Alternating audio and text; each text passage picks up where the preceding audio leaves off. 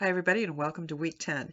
This week we are going to continue to look at communication and culture, and I think this is probably one of the most important topics of this course because we live in an increasingly globalized world, and your understanding of culture and your ability to engage in what we call cultural competence is going to be certainly a very sought after professional qualification, as well as something that really allows you to contribute to a better, more just, and peaceful world. So let's take a look at the assignments.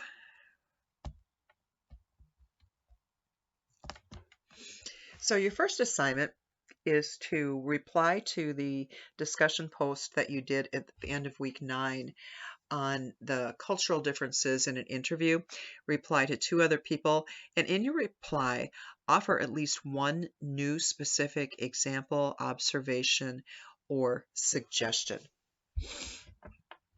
And that particular discussion post illustrated some of the negative consequences that can happen when people fail to understand someone else's culture. This very, very qualified woman might not get the job because she's not communicating in a way that is interpreted by another culture as the way to do things. Then there's another aspect of communication between cultures called microaggressions, and that's something that we're going to look at next. Now, microaggressions relate to stereotypes that we may hold about other cultures. We looked at stereotypes in week 3 already, but this week we're going to specifically look at the language that we may use that might reflect those stereotypes in a hurtful way. And microaggressions are remarks, often very well-intended remarks, to people of other cultures or co-cultures that reveal and reinforce stereotypes. And as I said, they may be very well intentioned, but because they are based on stereotypes, they can be very hurtful.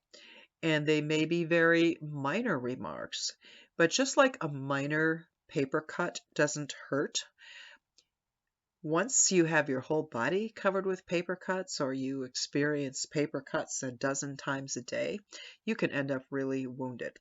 So that's the effect of microaggressions.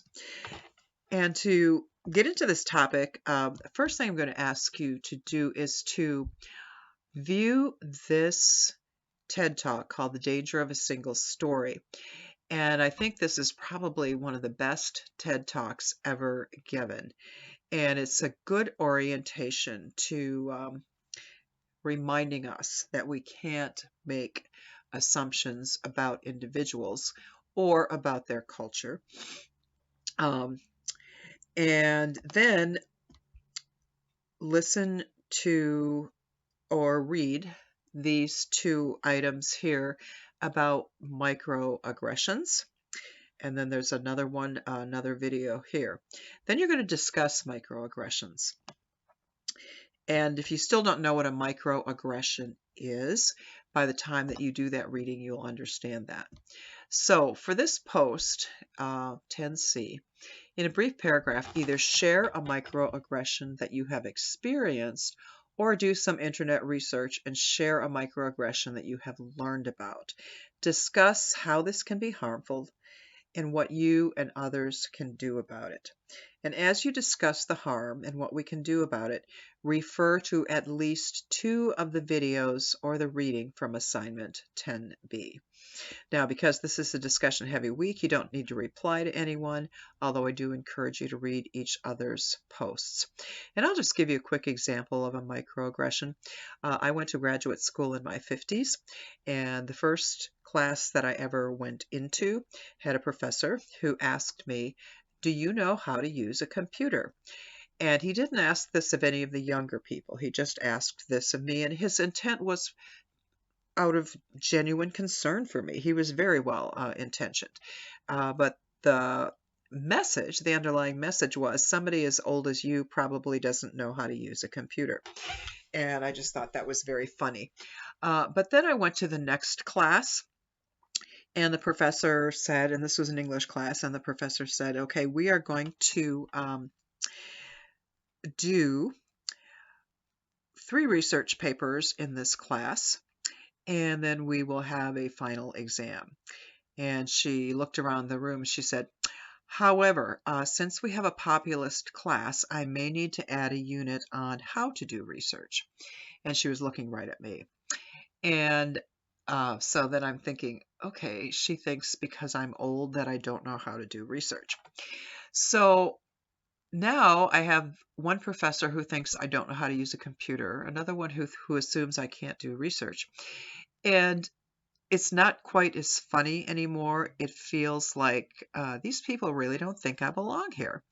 And I have a lot of self-confidence, so, it's not something that hurt me.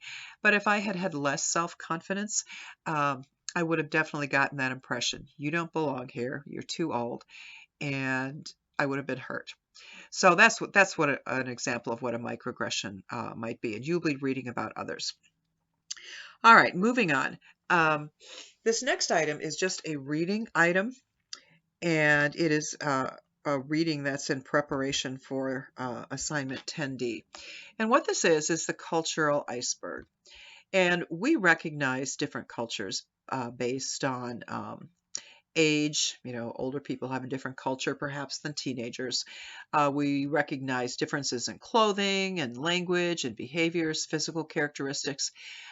Less visible are differences in worldviews, assumptions, family attitudes and values, personal values. These can differ significantly among cultures. And so you are going to read this article called The 7 Dimensions of Culture. And the point of reading this article is to help us all understand that cultural differences can go beyond just these surface things that we see. That cultural differences often get to the level of values and our orientation to time and our orientation to family and to work, etc. And if we're going to effectively communicate with each other, we need to understand that those differences exist. So look at the iceberg, read this article, and then your assignment is going to be to either interview an individual from another culture, and you may have to do that via Zoom these days, or if you don't want to do that or aren't able to do that, you can summarize articles instead. So I have here 3 different articles that you can read and then summarize. So you can either interview somebody and answer questions like this, or summarize these articles. And this is where you're going to post that summary. 10E. Briefly describe the things that you learned about the culture that were new to you, and discuss what would be important to know if you were communicating with someone from that culture, and how would you use this knowledge in communication with that person. And again, this is not going to be a discussion post that requires a reply, but it will require a lot of thought. So do give a thoughtful answer to this particular discussion question. And then the final thing to do for the week is to sign up for a discussion group on conflict. Next week, we begin a unit on dealing with conflict.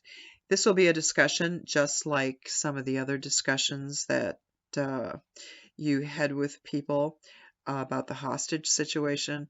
But in this case, you are going to be a communication consultant, helping people navigate some conflict in a workplace. So that's the week. Let me know if you have any questions.